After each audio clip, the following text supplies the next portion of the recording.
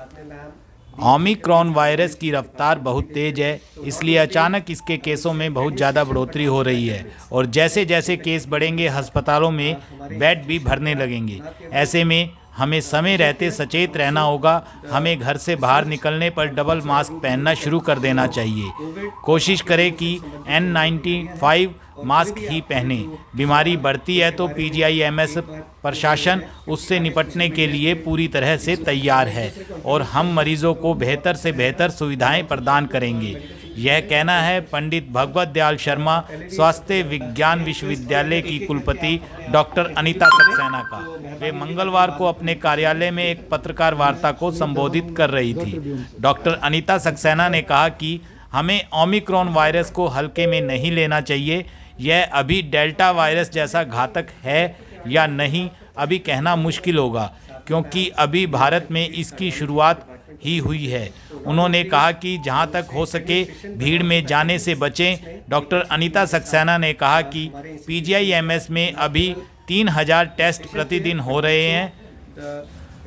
कुल सचिव doctor HK Agarwal ने कहा कि कल से चौधरी रणवीर सिंह OPD में कार्ड बनाने के समय में बदलाव किया गया है और अब सुबह 8:30 बजे से 11 बजे तक ही कार्ड बनेंगे। डॉक्टर HK अग्रवाल ने कहा कि हमें थोड़े से कोविड के लक्षण नजर आने पर ही खुद को क्वारंटाइन करते हुए अपनी कोविड की जांच अवश्य करवानी चाहिए। आप अपने आप को इंट्रोड्यूस कर दें तो मेहरबानी होगी, ताकि हम बाद में कम्युनिकेशन में दिक्कत ना हो। मैं सुनील धवन हूँ मैम, द ट्रिब्यून से। बार में नहीं मिली, लेकिन अब टाइम ऐसा है कि कोविड की तैयारी हो रही है और आप सबका इंटरेस्ट जरूर होगा। तो जो तीसरी लहर जो कि अब हमारे सिर पर ही है करीब करीब, उसके लिए हम लोगों ने काफ़ी दिनों से तैयारी कर रहे हैं। कल हमने उसकी मीटिंग करी है और सारा स्टॉक किया है सिचुएशन का।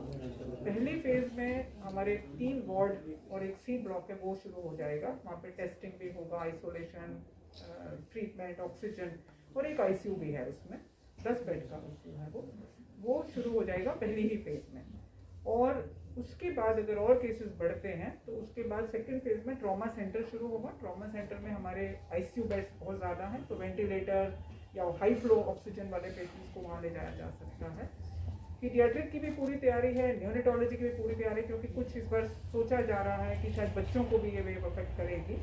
तो पिछली बार लग रहा था कि बच्चे बचे हुए हैं, इस बार हमें नहीं मालूम कितना अफेक्ट करेगी, लेकिन थोड़ा डेटा है कि शायद बच्चों में भी ये बीमारी आएगी। तो paediatric ward, paediatric ICU, neonatal ward, neonatal ICU, specially उन मदर्स के लिए जो खुद पॉजिटिव हैं या वो नेगेटिव है, उनके बच्चे पॉजिटिव हैं या दोनों पॉजिटिव हैं, उस तरह की भी फैसिलिटी तैयार हो गई है। फेज 1 में भी है, फेज 2 में भी है। और जो लास्ट फेज, जो थर्ड फेज है, जिसमें हमारा पूरा जोर रहेगा, वो है मॉड्यूलर OT वाला एरिया, जहाँ पे काफ़ी सारे ICU बेड्स हैं, कुछ प्री ऑप बेड्स हैं, कुछ प्रोसीजर रूम्स हैं, उनको सबको बेड्स में कन्वर्ट कर दिया गया है। तो overall I think 900 and something bed हमारे पास हो जाएंगे। 920 बेड हो जाएंगे, ये एडल्ट और पीडियाट्रिक मिला के। ये तो हुआ बेड का सिचुएशन। वेंटिलेटर, मॉनिटर्स, इसकी कोई प्रॉब्लम नहीं है, हमारे पास पर्याप्त मात्रा में है। पिछली बार के बहुत सारे हमारे पास आए हैं, वो सब चल रहे हैं, उनको चेक भी किया जा चुका है। तीसरा क्वेश्चन है ऑक्सीजन का, जो कि सबके दिमाग पे बहुत भारी पड़ा हुआ है, क्योंकि पिछली बार की एक्सपीरियंस यही कहती थी कि ऑक्सीजन की कमी की वजह से कुछ मरीजों की जान चली गई। ऑक्सीजन के काफ़ी अरेंजमेंट कर दिए गए हैं, एडिशनल क्वांटिटी उसमें डाल दी गई है, एडिशनल बड़े बड़े ऑक्सीजन के टैंक्स लग गए हैं, ऑक्सीजन कॉन्सेंट्रेटर्स पिछली बार भी खरीदे हुए थे, वो भी चल रहे हैं, और बहुत सारे बेड्स हैं जिन पे ऑक्सीजन लगा दी गई है। तो आई थिंक हमारे 750 बेड हैं जिन पे ऑक्सीजन है, नए लगाए थे, नए 750 बेड पे ऑक्सीजन लगा दी गई, आप समझ सकते हैं, नई, और पुराने जो हैं वो हैं ही। तो इस हिसाब से ऑक्सीजन भी काफ़ी के भी अरेंजमेंट, हम नहीं समझते कि ऑक्सीजन की प्रॉब्लम आएगी, लेकिन again it will also depend on कि कितनी बड़ी वेव आती है। तो कोई कंट्रोल रूम वगैरह कोई बनाया गया है? एक कोविड कंट्रोल रूम है, जो डॉक्टर साहब ने जैसे पहले भी बताया, उसमें 24/7 स्टाफ रहेगा, जो कि पूरी उसकी पोजीशन को जज करेगा, कहीं पर कोई प्रॉब्लम आ रही है उसे करेगा। नोडल ऑफिसर्स हर एरिया के, हमने एक तो ओवरऑल नोडल ऑफिसर है, लेकिन हर एरिया के नोडल ऑफिसर्स बना रखे हैं, जो कि कोई भी समस्या होती है तो वो उनको कांटेक्ट करेंगे। डिफरेंट टीम्स हैं, जैसे ट्रांसपोर्टेशन के लिए एक टीम होगी जो मरीजों को इमरजेंसी से वार्ड या ICU ले जाएगी, या जो चेस्ट CT कराना है या कुछ कराना है, उसकी ट्रांसपोर्टेशन की एक पूरी टीम है। जो कि इस चीज़ को स्ट्रीमलाइन करने की कोशिश करेगी कि अगर मरीजों को शिफ्ट करना है, क्योंकि पिछली बार थोड़ी डिले इसमें भी रही थी। हमारे पास जो थोड़ी सी शॉर्टेज है वो शायद स्टाफ की है, वो भी फर्स्ट फेज में और सेकंड फेज में शायद हम नहीं फेस करेंगे, लेकिन अगर थर्ड फेज फुल ब्लोन आ गया तो वो प्रॉब्लम आ सकती है, स्पेशली अगर हम नॉन कोविड वर्क भी चलाना चाहते हैं साथ में। यदि नॉन कोविड वर्क बिल्कुल बंद हो जाता है तो शायद हम स्टाफ को पूल करके यूज़ कर सकते हैं, लेकिन मुझे नहीं लगता कि हम नॉन कोविड को पूरी तरह से बंद कर पाएंगे और करना भी नहीं चाहिए मेरे हिसाब से। तो ओपीडी भी रन होगी, थोड़े बहुत ऑपरेशंस भी होंगे, इमरजेंसीज तो करनी ही पड़ती हैं।